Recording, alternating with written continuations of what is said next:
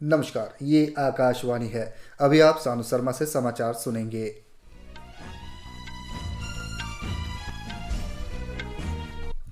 पहले मुख्य समाचार। भारत के प्रस्ताव पर अफ्रीकी संघ को G20 के अस्थायी सदस्य के रूप में शामिल किया गया। प्रधानमंत्री मोदी का दुनिया से वैश्विक विश्वास की कमी को भरोसे और निर्भरता में परिवर्तन करने का आह्वान। प्रधानमंत्री मोदी आज ब्रिटेन, जापान, जर्मनी और इटली के मुख्य नेताओं के साथ द्विपक्षीय बैठक करेंगे। मोरक्को में 6.8 तीव्रता के भूकंप से 600 से अधिक लोगों की मृत्यु, प्रधानमंत्री ने शोक व्यक्त किया। सीआईडी ने कौशल विकास निगम घोटाले में आंध्र प्रदेश के पूर्व मुख्यमंत्री चंद्रबाबू नायडू को गिरफ्तार किया। अब समाचार विस्तार से। नई दिल्ली में आज G20 के 18वें शिखर सम्मेलन के शुरू होने पर अफ्रीकी संघ संगठन का अस्थायी सदस्य बन गया है। उद्घाटन सत्र में प्रधानमंत्री नरेंद्र मोदी ने अफ्रीकी संघ के प्रमुख अजीली असोमनी को अस्थायी सदस्य के रूप में स्थान ग्रहण करने के लिए आमंत्रित किया। भारत ने सबका साथ सबका विकास की भावना के साथ अफ्रीकी संघ को G20 का स्थायी सदस्य बनाने का प्रस्ताव किया था। एक पृथ्वी के नाम से आयोजित पहल सत्र में अपने संबोधन में श्री मोदी ने कहा कि सबका हाथ देश के भीतर और बाहर समावेशी भावना का प्रतीक है। उन्होंने कहा कि G20 भारत में अब सामान्य का संगठन बन गया है और करोड़ों भारतीय इससे जुड़ गए हैं। भारत ने आज दुनिया का आह्वान किया कि वैश्विक अविश्वास को विश्वास में बदलने का काम करे। प्रधानमंत्री नरेंद्र मोदी ने कहा कि यह सबके आगे बढ़ने का समय है। उन्होंने कहा कि चाहे खाद्य और ईंधन प्रबंधन हो, आतंकवाद हो, साइबर सुरक्षा हो, स्वास्थ्य, ऊर्जा या जल सुरक्षा हो, हमें भावी पीढ़ी के लिए ठोस समाधान ढूंढना होगा।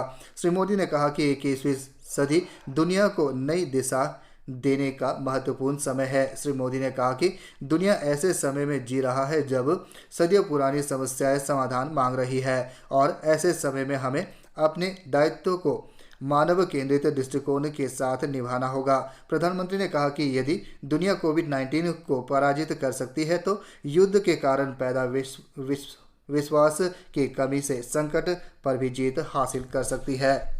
आज G20 शिखर सम्मेलन के पहले दिन 2 सत्र होंगी जिनके विषय हैं एक पृथ्वी और एक परिवार। आज और कल के लिए अनेक द्विपक्षीय बैठक भी तय की गई है। प्रधानमंत्री ब्रिटेन, जापान, जर्मनी और इटली के नेताओं के साथ द्विपक्षीय बैठक करेंगे। कल उनके फ्रांस के राष्ट्रपति इमानुएल मैक्रों के साथ द्विपक्षीय बैठक होगी। श्री मोदी कनाडा के नेता के साथ भी मुलाकात करेंगे और कोमोरोस, तुर्की, संयुक्त अरब अमीरात, यूरोपीय संघ, यूरोपीय आयोग, ब्राज़ील और नाइजीरिया के नेताओं के साथ द्विपक्षीय बैठक करेंगे। द्विपक्षीय बैठकों और शिखर सम्मेलन के कार्यक्रम के अलावा प्रतिनिधियों का दिल्ली के विभिन्न हिस्सों में जाने का भी कार्यक्रम है। इस बीच राष्ट्रपति द्रौपदी मुर्मू सम्मेलन में आए विदेशी प्रतिनिधियों के लिए रात्रि भोज आयोजित करेंगे। आज शाम विश्व नेता और आमंत्रित अतिथि विभिन्न व्यंजनों के स्वाद के साथ साथ सांस्कृतिक संध्या का भी आनंद लेंगे, जिसमें भारत की विविधतापूर्ण संगीत विधवाओं को प्रस्तुत किया जाएगा। इस भव्य समारोह में शास्त्रीय और लोक संगीत के साथ साथ अनेक दुर्लभ वाद्य यंत्रों का भी प्रदर्शन होगा। युवा संगीतकार और दिव्यांग कलाकार इस सांस्कृतिक संध्या में अपनी प्रस्तुति देंगे। इसके अलावा सम्मेलन में भाग ले रहे शिष्टमंडल के प्रमुखों के जीवन साथी राजधानी के राष्ट्रीय आधुनिक कला संग्रहालय में स्टेज एंड रूट्स नाम से आयोजित प्रदर्शनी का उद्घाटन करेंगे। इस प्रदर्शन में केंद्र सरकार के विभिन्न संग्रहालयों और दीर्घाओं से प्राचीन कलाकृतियां और मूर्तियां प्रदर्शित की जाएंगी। प्रदर्शनी में कलाकृतियों के चयन में अनेक ऐतिहासिक महत्व, कलात्मक गुणवत्ता और विषय वस्तु की प्रासंगिकता का ध्यान रखा गया है। G20 के नेताओं के जीवन संगिनी भारतीय कृषि अनुसंधान संस्था का भी दौरा करेंगे। कल विश्व नेता राजघाट जाकर महात्मा गांधी को श्रद्धांजलि देंगे। मोरक्को में भूकंप की तीव्रता 1.8 थी और इसका केंद्र एटलस की पहाड़ियों के 56 किलोमीटर पश्चिम ओकामेडेन शहर में था। भूकंप स्थानीय समय के अनुसार देर रात 11 बजे आया। भूकंप से यूनेस्को द्वारा विश्व धरोहर घोषित रेड वॉल को भी क्षति पहुंची। प्रधानमंत्री नरेंद्र मोदी ने मोरक्को में कल रात आए भूकंप में लोगों के मारे जाने पर दुख व्यक्त किया है और पीड़ित परिवारों के प्रति संवेदना व्यक्त की है। सोशल मीडिया पोस्ट में उन्होंने कहा कि भारत मुश्किल के इस घड़ी में मोरक्को की हर संभव सहायता के लिए तैयार है। आंध्र प्रदेश के पूर्व मुख्यमंत्री चंद्रबाबू नायडू को अपराध जांच विभाग सीआईडी ने आज नंदयाल में गिरफ्तार किया। यह गिरफ्तारी कौशल विकास निगम घोटाले के सिलसिले में की गई है।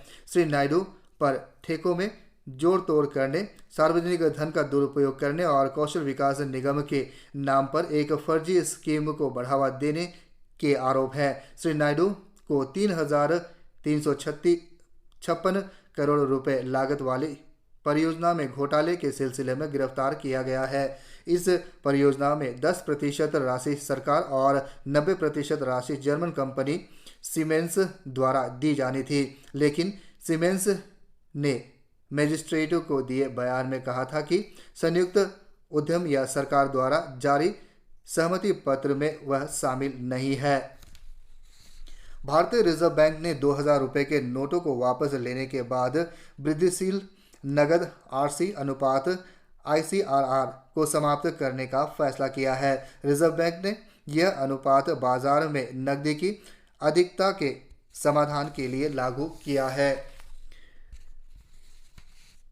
यह कार्य आज से चरणबद्ध रूप से किया जाएगा। RBI ने 10 अगस्त को बैंकों से कहा था कि वे 19 मई 2023 से 28 जुलाई 2023 के बीच अपनी कुल मांग और कुल देनदारियों पर 10% की दर से वृद्धिशील नगद आरसी अनुपात बनाए रखें। यह कदम 2000 रुपये के नोटों की वापसी तथा अन्य कारणों से नकदी उपलब्धता में होने वाले वृद्धि को समाहित करने के लिए उठाया गया था। RBI ने एक बयान में कहा है कि तरलता की मौजूदा स्थिति के आकलन के बाद यह फैसला किया गया है कि वृद्धिशील नकद अनुपात के अंतर्गत जमा हुई राशि को 3 चरणों में जारी किया जाएगा। भारत ने अंतर्राष्ट्रीय जलवायु के क्षेत्र में अपनी महत्वपूर्ण भूमिका के लिए अलग पहचान बनाई है। वह जलवायु संकट से निपटने के प्रयासों का नेतृत्व करता रहा है। संयुक्त अरब अमीरात के माजिद अल सुवेदी ने COP28 और G20 शिखर सम्मेलन से पहले यह बात कही। उन्होंने भारत और संयुक्त अरब अमीरात के बीच प्रगाढ़ संबंधों की सराहना की। अल सुवेदी ने भारत ने G20 सम्मेलन के आयोजन और अध्यक्षता के लिए भारत की सराहना की। श्री अल सुवेदी ने नवीकरणीय ऊर्जा अपनाने में भारत के प्रयासों की भी सराहना की। निर्वाचन आयोग ने उत्तर प्रदेश, पश्चिम बंगाल, केरल, त्रिपुरा, झारखंड और उत्तराखंड विधानसभा की 7 सीटों पर हुए उपचुनाव के परिणाम घोषित कर दिए हैं। भारतीय जनता पार्टी ने त्रिपुरा और उत्तराखंड की 3 सीटें जीत ली है। समाजवादी पार्टी, कांग्रेस, तृणमूल कांग्रेस और झारखंड मुक्ति मोर्चा ने 1-1 सीटें जीती है। इन 6 राज्यों में इस महीने की 5 तारीख को मतदान हुआ था। भाजपा उत्तराखंड के बागेश्वर विधानसभा सीट अपने पास बनाए रखने में कामयाब रही है। इस सीट पर पार्वती दास ने कांग्रेस के वसंत कुमार को 2400 से अधिक मतों से पराजित किया। उत्तर प्रदेश में समाजवादी पार्टी के उम्मीदवार सुधाकर सिंह ने भाजपा के दारा सिंह चौहान को 72,759 मतों से हराकर घोसी विधानसभा का उपचुनाव जीता। झारखंड मुक्ति मोर्चा की उम्मीदवार बेबी देवी ने गिरिडीह जिले की डुमरी विधानसभा सीट पर हुए उपचुनाव में all Jharkhand student union party के यशोदा देवी को 17,100 से अधिक वोटों से जीत दर्ज की। पश्चिम बंगाल में सत्तारूढ़ तृणमूल कांग्रेस के निर्मला चंद्र राय जलपाईगुड़ी जिले के धूपगुड़ी विधानसभा सीट पर 4,313 मतों के अंतर से विजय रही। इसी के साथ ये समाचार बुलेटिन समाप्त हुआ। नमस्कार।